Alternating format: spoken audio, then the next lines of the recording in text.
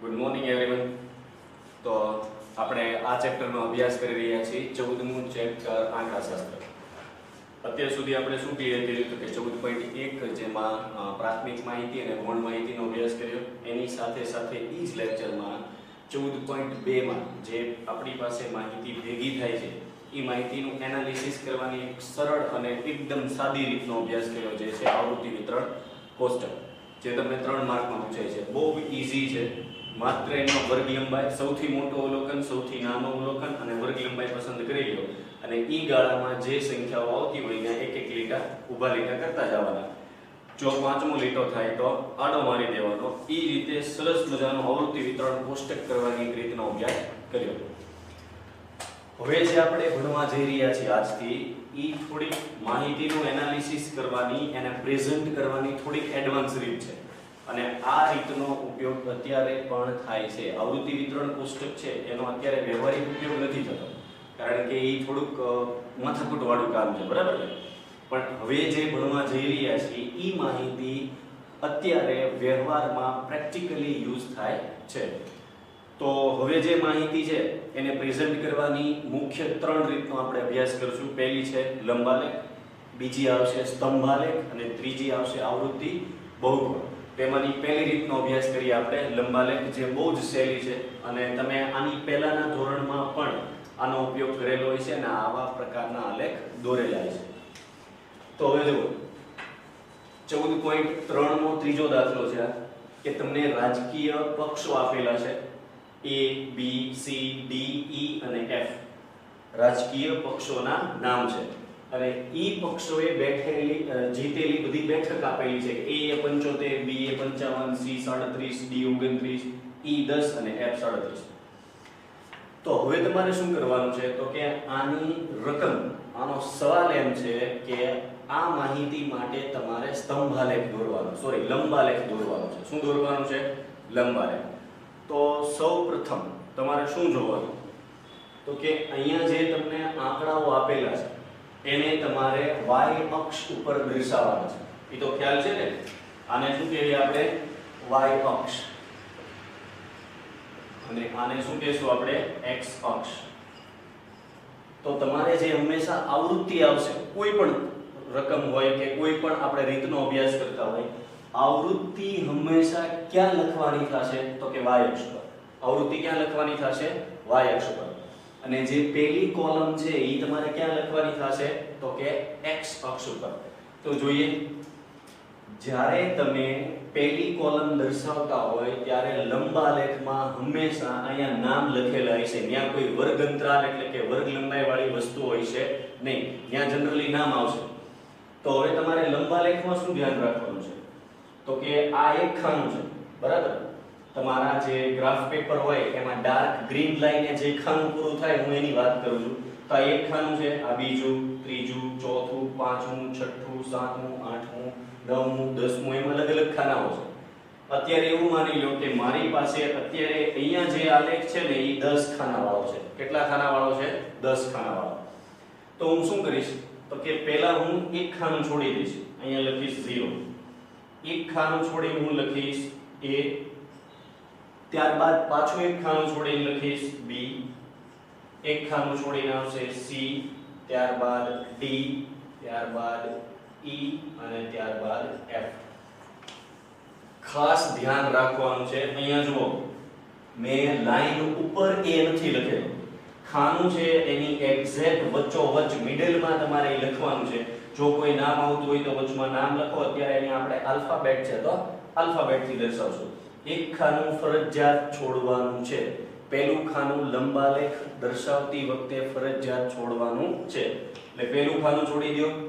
પહેલું નામ A, એક ખાનું છોડીને B, એક ખાનું છોડીને C, ત્યારબાદ D, E અને F.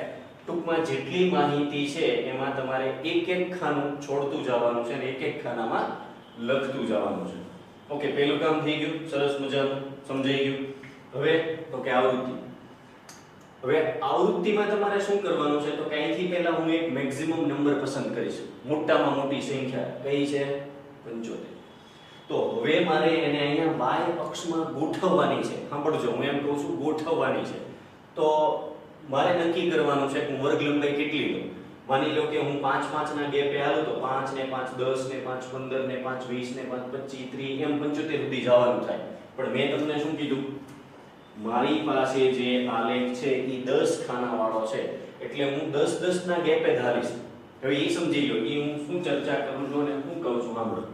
માની લો કે તમારું જે ગ્રાફ પેપર છે એમાં એક આ રીતનું ખાનું છે બરાબર, એમાં 10 ખાના છે 1 2 3 4 5 6 7 8 9 અને 10. 1 2 3 4 5 6 7 8 9 10. માની લો કે હું અહીંયા 10 લખું અને અહીંયા 20 લખું. મારી પાસે 10 ખાના વાળો આલેખ છે એમાં મેં અહીંયા પહેલા 10 લખ્યું અને અહીંયા 20 લખ્યું. તો એનો મતલબ શું થયો, તો કે 10 10 નો ગેપ છે અને 10 ખાના છે. એનો મતલબ શું થયો, તો કે એક ખાનામાં એક જાય. તો ઓલા જેવી વાત થઈ ને કે એક હોટલમાં 10 રૂમ છે ને 10 વ્યક્તિઓ છે તો બધા વ્યક્તિઓ એક એક રૂમમાં જશે. એની જેવું છે કે 10 ખાના છે 10 નો ગેપ છે તો એક ખાનામાં કેટલા જાય, એક એક. હવે માની લો કે હું એમ કહું અહીંયા 100 નો ગેપ છે, 100 થી 200 અને 10 ખાના છે તો એક ખાનામાં કેટલા જાય, 10. તો આ ગણતરી તમારે પહેલેથી કરીને રાખવાની છે કે એક ખાનામાં કેટલા જશે. તો અહીંયા 10 10 ના ગેપે આપણે હાલવું છે તો અહીંયા લખી નાખું 10, અહીંયા 20, અહીંયા 30, 40, 50, 60, 70, 80. કેમ હું 80 અટકી ગયો, તો કે આપણી મોટામાં મોટી સંખ્યા છે 75 અને એ 80 સુધીમાં આવી જાય એટલે હવે આગળ વધવાની જરૂર છે નહીં. ઓકે, ત્યારબાદ શું કરવાનું છે અને બીજી તમારે શું વસ્તુનું ધ્યાન રાખવાનું છે સાંભળજો. અહીંયા તમારે ખાનાની વચ્ચે લખવાનું નથી. અહીંયા તમારે જે ડાર્ક ગ્રીન લાઈન પૂરી થાય એક્ઝેક્ટ એ જ લાઈનમાં લખવાનું છે 10, 20, 30, 40, 50, 60, 70 અને 80. હવે શું કરવાનું છે, બસ જોતા જાવી જેની જેટલી સંખ્યા છે એ પ્રમાણે એ સ્તંભને આપણે લંબાવશું. તો હવે જો a માટે કેટલા છે 75. હવે તમને એમ થશે કે સાહેબ આમાં 75 તો છે ને 70 તો છે ને. 70 થી 80 એટલે કે આપણે 10 10 ના ગેપે હલવી છે અને આ એક ખાનાની અંદર નાના નાના કેટલા ખાના છે 10. તો મારે 70 પછી કેટલા હાલવા પડે, યસ 5 હાલવા પડે. કેટલા હાલવા પડે 5. એટલે કે 70 પછી 1 2 3 4 અને 5મું જે ખાનું પૂરું થાય એની લાઈન સુધી આલેખ લંબાવી દેવાનો, એનો સ્તંભ લંબાવી દેવાનો એટલે એ થઈ જાય 75.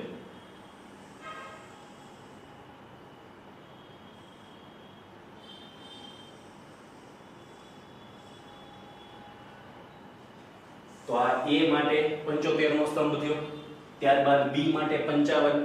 ફરીવાર એની જ વસ્તુ 55 નો મતલબ શું, ક્યાં અટકવાનું, તો કે 50 પછી મારે કેટલા હાલવાના 5. શું કામ, તો કે એક ખાનું હાલવી એટલે એક ગણાય તો મારે 5 ગણવા છે. 50 પછી હજુ વધુ 5 જોતા છે તો હું કેટલા ખાના હાલીશ, તો કે 5. 1 2 3 4 અને 5.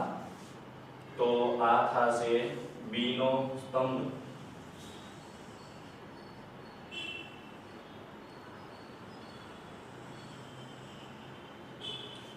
ત્યારબાદ c માટે 37.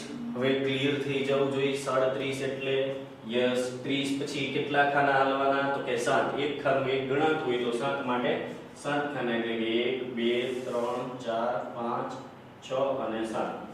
હું અત્યારે અહીંયા અંદાજે લખું છું બરાબર. તમારી પાસે ગ્રાફ પેપર હશે એટલે તમારી પાસે તો એક્ઝેક્ટ 7મું ખાનું જ થવું જોઈએ, યાદ રાખજો. તો આને આપણે ક્યાં સુધી લંબાવવાનું છે, તો કે 37. તો આ થઈ ગયો c નો સ્તંભ.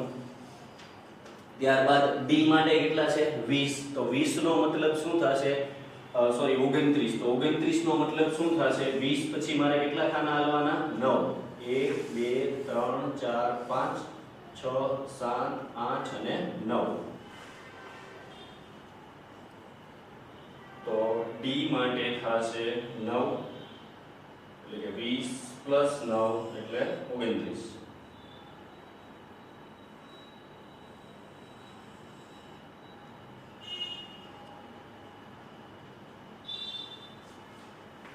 ત્યારબાદ છે 10. તો કે 10 તો તમને આરામથી મળી જશે. 10 એટલે પહેલી જ સંખ્યા. થઈ ગયો E માટેનો સ્તંભ. ઓકે, અને છેલ્લું છે F37. આની પહેલા ક્યાંક 37 આવેલા છે. જો આ છે 37, તો બસ એટલી જ સ્તંભની લંબાઈ હોવી, ઊંચાઈ હોવી જોઈએ. તો આ થઈ જશે આપણો છેલ્લો સ્તંભ.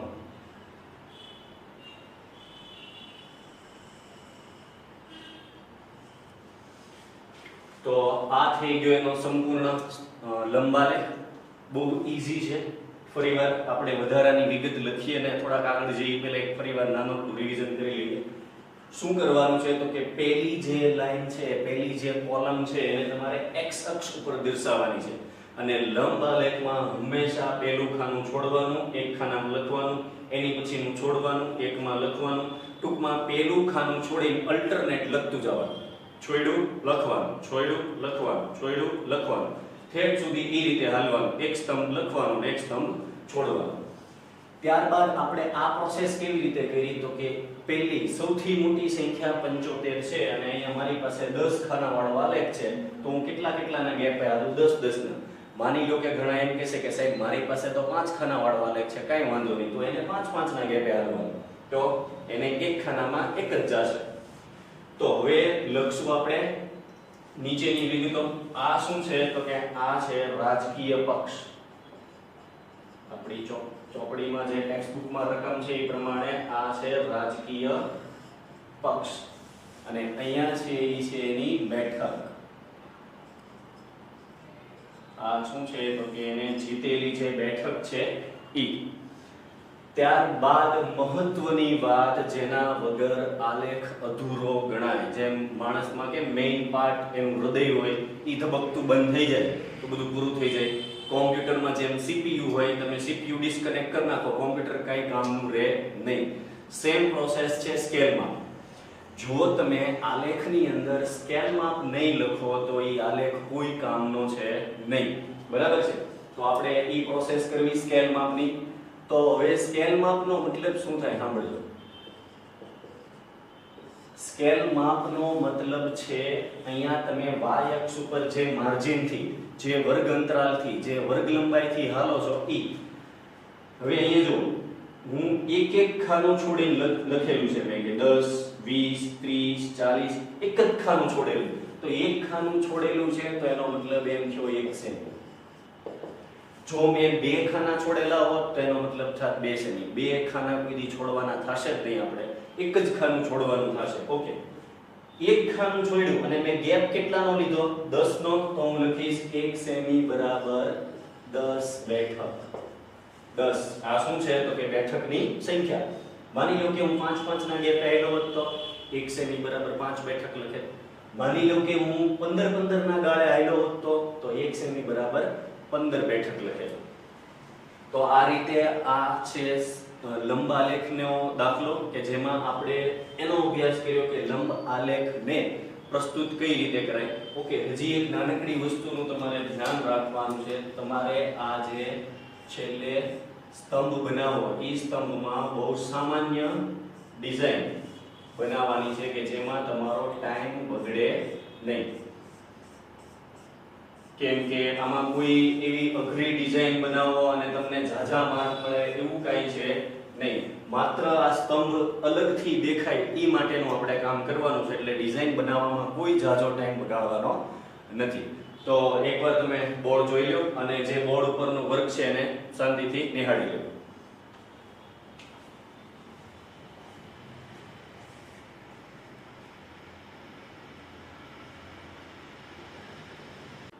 ચાલો, તો ત્રીજા દાખલાનો જે તમે અભ્યાસ કર્યો લંબ આલેખના, એની નીચે એક સવાલ પૂછેલો છે કે કયા રાજકીય બેઠકોની પક્ષની બેઠકો સૌથી વધુ છે. તો એ તમે એનો જવાબ આરામથી આપી શકો. બરાબર? એટલે લંબ આલેખની નીચે અમુક સવાલ પૂછેલા છે જે હું અત્યારે તમને સોલ્વ નહીં કરાવું, તમે જાતે જોઈ લેશો, તમને આરામથી સમજાઈ જશે. બરાબર? ચાલો, તો એની પછીનો દાખલો બીજો. હવે અહીંયા તમને અલગ અલગ વિભાગ આપેલા છે. SC એટલે કે schedule caste, schedule tribe ST, બિન અનુસૂચિત જાતિ, પછાત જિલ્લાઓ, બિન પછાત જિલ્લાઓ, ગ્રામ્ય અને શહેર. અને બીજી જે કોલમ છે એ છે 1000 છોકરાઓ દીઠ છોકરીઓની સંખ્યા. હવે આને શું કહેવાય તમને ખબર છે? તમે સમાજમાં ભણતા હશો જેને કહેવાય લિંગ પ્રમાણ, જાતિ પ્રમાણ, બરાબર? એનો મતલબ શું થાય? તો કે એ વસ્તુ રેશિયો દર્શાવે છે કે 1000 પુરુષોએ સ્ત્રીઓની સંખ્યા કેટલી છે. સૌથી વધુ આ પ્રમાણ કયા રાજ્યમાં જોવા મળે? તો કે કેરળ, બરાબર? તો 940, 970, 920, 950, 920, 930 અને 910. તો સૌપ્રથમ આપણે શીખવાડેલું છે એમ પહેલી જે કોલમ છે એને ક્યાં દર્શાવશું? તો કે આપણે x અક્ષ ઉપર. તો દર્શાવવાનું શરૂ કરીએ. પહેલા એક ખાનું છોડશું. ભૂલાઈ નથી ગયું ને? પહેલું ખાનું છોડવાનું છે એટલે હું અહીંયા એક ખાનું છોડીને લખીશ SC. ત્યારબાદ એક ખાનું છોડીને લખીશ ST, બરાબર? ST બસની વાત નથી થતી.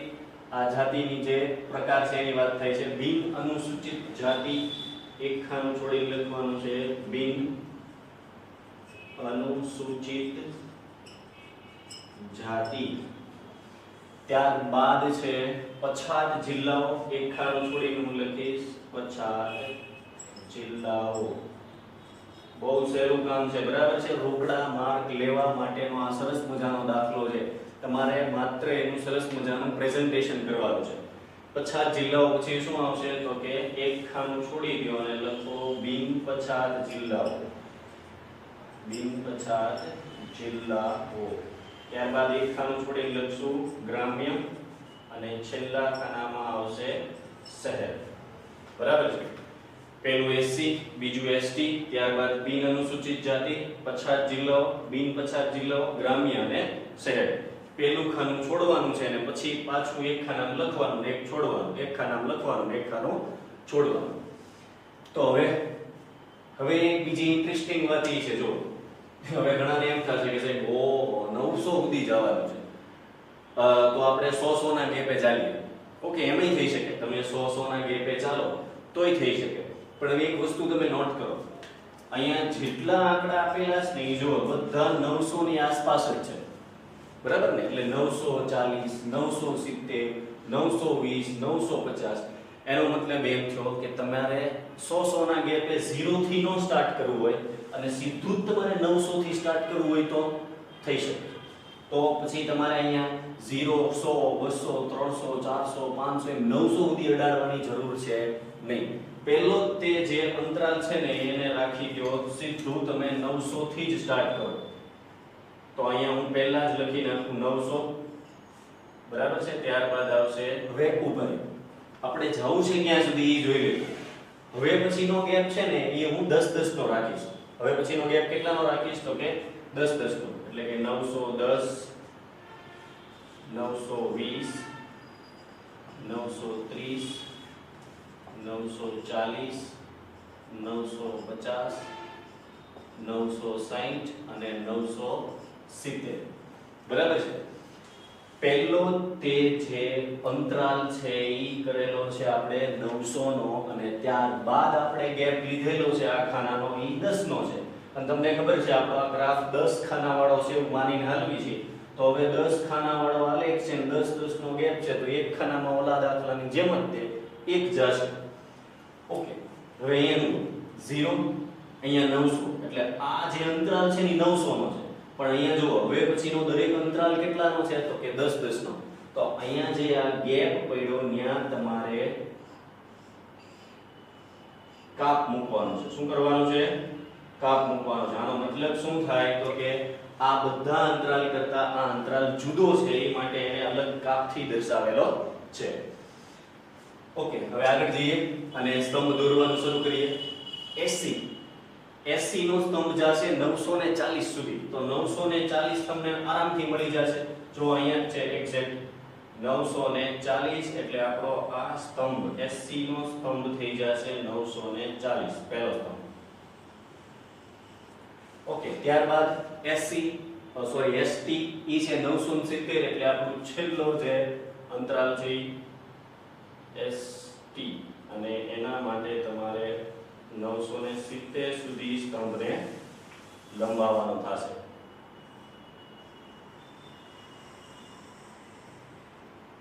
તમારે સ્કેલ લેવાની છે, બરાબર ને? એટલે એકદમ એક્ઝેક્ટ સીધી જ ને સ્ટ્રેટ લાઈન થાય. બિન અનુસૂચિત જાતિ 920 આરામથી મળી જશે. અહીંયા છે જો 920 એટલે આ લાઈન સુધી જવાનું 920.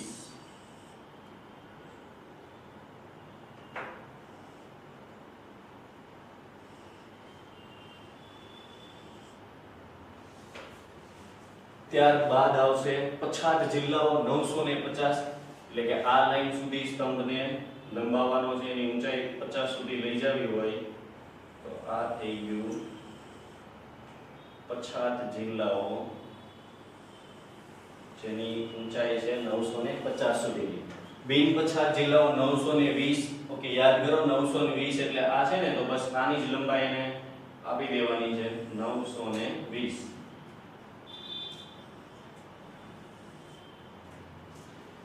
ત્યારબાદ ગ્રામ્યમાં જાતિ પ્રમાણ લિંગ પ્રમાણ કેટલું છે તો કે 930 એટલે કે 920 છે એનાથી 10 વધારે એટલે 930. આ થઈ ગયું 930. અને ત્યારબાદ છેલ્લું છે શહેર 910 એટલે પહેલું તે 910.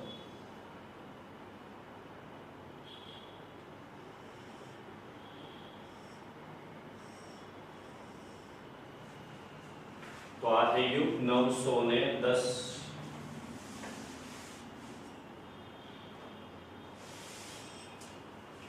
ઓકે, તો દરેક સ્તંભ આપણે દોરી લીધા છે અને ખાસ ધ્યાન રાખવાનું છે પહેલો સ્તંભ છોડેલો છે, પછી દોરેલો છે, પાછો છોડેલો, દોરેલો, એ રીતે તમારે આગળ વધવાનું છે. ઓકે, હવે તો કે આપણે વાત થઈ હતી એમ બહુ સિમ્પલ ડિઝાઇન એટલે કે માત્ર આડા લીટા જ કરવાના છે તમારે. એટલે આ તમારા જે ગ્રાફ પેપર છે એમાંથી આ સ્તંભ સરસ મજાના અલગથી દેખાય, બરાબર છે? ઓકે, તો હવે જે આ સ્તંભ આલેખ લંબાલેખ દોરાઈ ગયો તો એના ઉપરથી તમે એનાલિસિસ કરી શકો ને કે ભાઈ સૌથી વધુ જાતિ પ્રમાણ ધરાવતો હોય એવું કયો પ્રકાર છે તો કે એસટી. એસટી માં સૌથી વધુ જાતિ પ્રમાણ વધુ છે બહેનોનું. 1000 પુરુષોની સંખ્યા બહેનોની સંખ્યા સૌથી વધુ શેમાં છે તો કે એસટી માં. અને સૌથી ઓછું શેમાં છે તો કે શહેરમાં. ઈ શું છે તો કે 910. ઓકે, ત્યારબાદ આપણે નીચે શું લખવાનું થશે તો કે આ બધું શું છે તો કે વિભાગ, જાતિઓના જે વિભાગ છે ઈ છે. અને અહીંયા જે લખેલું છે એ 1000 છોકરા દીઠ છોકરીઓનું પ્રમાણ છે એટલે કે જાતિ પ્રમાણ.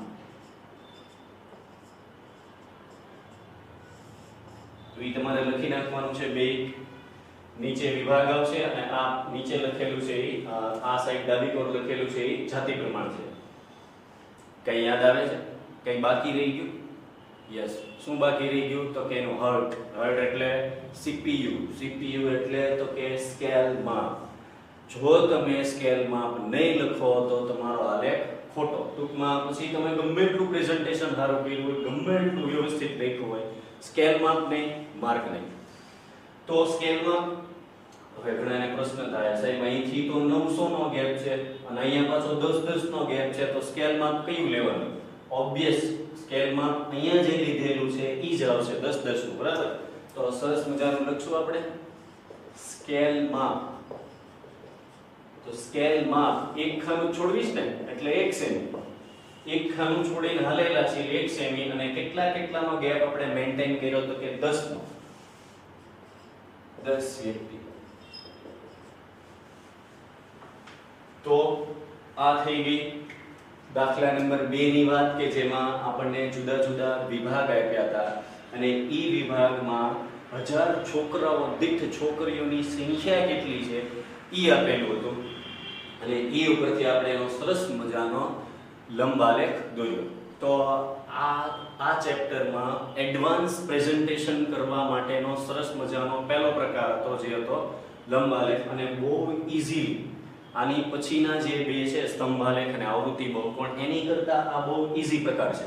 આરામથી સમજાઈ જાય, આરામથી દોરાઈ જાય અને બહુ ફટાફટ દોરાઈ જાય, રોકડા માર્ક આવે એવો આ વિભાગ છે. તો આમાં કંઈ કરવાનું ન હોય, તમારે એક ખાનું છોડવાનું ને એકમાં લખવાનું ને એક ખાનું છોડવાનું ને એકમાં લખવાનું. ખાસ ક્યાં ધ્યાન રાખવાનું તો કે તમે જે y અક્ષ ઉપર પ્રેઝન્ટેશન કરો એનું સ્કેલ માપ લ્યો ત્યારે ખાસ ધ્યાન રાખવાનું છે. તો આ લેક્ચરમાં આપણે બસ અહીંયા સુધી રાખશું અને હવે નેક્સ્ટ લેક્ચરમાં જ્યારે મળીએ આની પછીના લેક્ચરમાં ત્યારે આપણે અભ્યાસ કરશું સ્તંભાલેખ. Thank you very much.